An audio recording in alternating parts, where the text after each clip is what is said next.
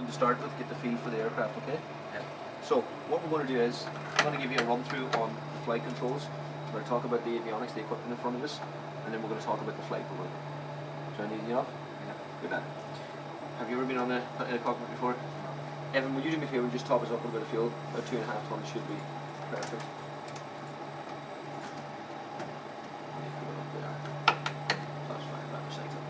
Alright, lovely. So what we're looking at here, this is a 737-800, okay? It's an NG variant, and what that means is it's a glass cockpit, okay? Yeah. A lot of the older aircraft would have had lots of these old analog dials, very difficult to get your head around. Yeah. This display here makes it a bit easier to fly. For you guys that are PlayStation generation, it should be very easy. Yeah. So what we're looking at right here in the middle, this is the engine instrument panel here. Yeah. So that's engine 1 on the left, engine 2 on the right here, okay? So up here at the top, this is like an RPM gauge you can see in the car. This is your thrust, okay? We're at idle at 20%. And for takeoff, we're going to bring the thrust all the way up to them green markers there. That'll be our takeoff thrust. Yeah. Good. So the way we do that, we use the auto throttle system, and the way that works is we arm the auto throttle here. We bring the power forward to about 40 or 50%. That 4 there indicates the 40 there, you see it? Yeah. And when we're moving the thrust levers, this is the thrust levers here, number 1 and number 2. Yeah. When we're advancing thrust, we're looking at the outside for the little trend vector to come on here to show us where to put the thrust, okay?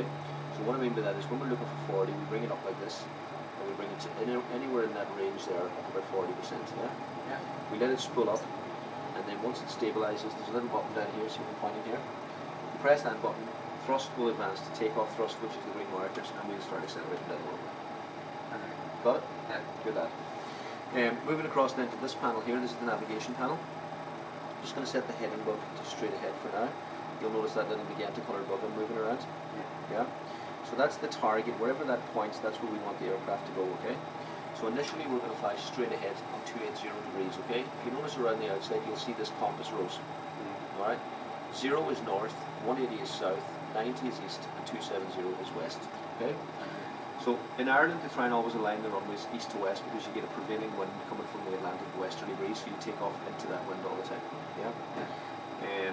So what we'll do is we'll take off on the runway heading. Once we get up through about 1,000 feet, we'll start turning and we'll come over here towards the north. Okay. So what I'll do is I'll move this heading bug like so around here to the north, somewhere like this. Wherever I point it, I want you to turn the aircraft towards that point. Okay. So if you're looking at my hand, that's 280 degrees straight ahead. Right over there off your side there, that's where we're looking there, 0 degrees north. Easy enough? Yeah. So as you turn the aircraft towards that direction, the compass is going to rotate and you keep turning until you get the pink bug up to the top. Got it? Yeah. Good lad. Alright, back to 280 now for the heading. So this panel, this is your map panel, everything to do about navigation is on that panel. So if I just zoom in really quickly, you can see here in the middle, the white triangle, that's our aircraft. The 2 white lines show the runway. And the blue here is the name of the airport, okay? So EIDW for Dublin, okay? And we're actually sitting on the runway 28. We'll just turn off data for a minute here so we can see the runway 28. And you see this magenta straight line that's coming along here? That's the route we're going to follow that's going to line us up for the landing back into Dublin, okay? So if I zoom out, this is the map zoom here. So if we start to zoom out here, we'll just turn off the terrain radar for a moment. You can see there's 2 waypoints that lead you into the runway for the landing, okay? See them? So that first one in LATMO, that's the start of the ILS, the instrument landing system. That's the first waypoint we need to fly through that'll guide us back down onto the runway. Clear? Yeah. Good lad. Press data there for a minute, and you can see the altitudes we need to be at all the way down to the runway. Clear? Yeah. You bored yet?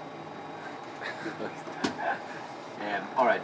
I'm going to put it into half scale for a moment now. That's the way we'll normally use it, like this. Yeah. I'll put on the range rings for distance, so we can see here that's 5 miles and that's 10 miles, and we can adjust that using the selector. For example, if I zoom it right out a bit, you can see now there's Cork Airport. Which one's this? Guess by the name. Kerry. Yeah. Shannon, Knock, and that's the UK airports. That's Derry and the 2 Belfast airports. Okay. We'll get up near the clouds around 6,000 or 7,000 feet. Okay.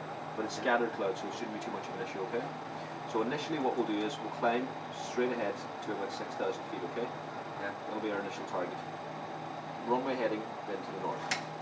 So, looking down here, this is your artificial horizon here, okay? If you look out the window, it sort of matches what you can see sky and ground, okay?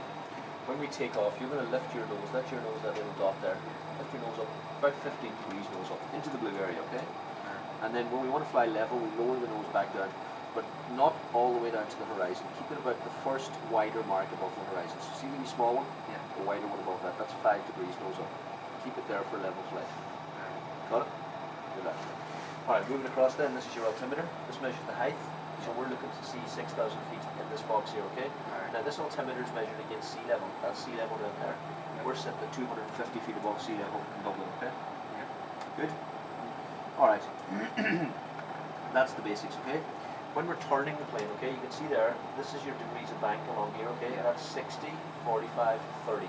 Don't go further than 30 unless we need to turn steeply, okay? And then obviously there's 10, 20 and 10. So it's in 10 degree markers to the 30 marker. Good? All set? Lovely. Alright, so the flight controls. Put your feet up on the rudder pedals to start with.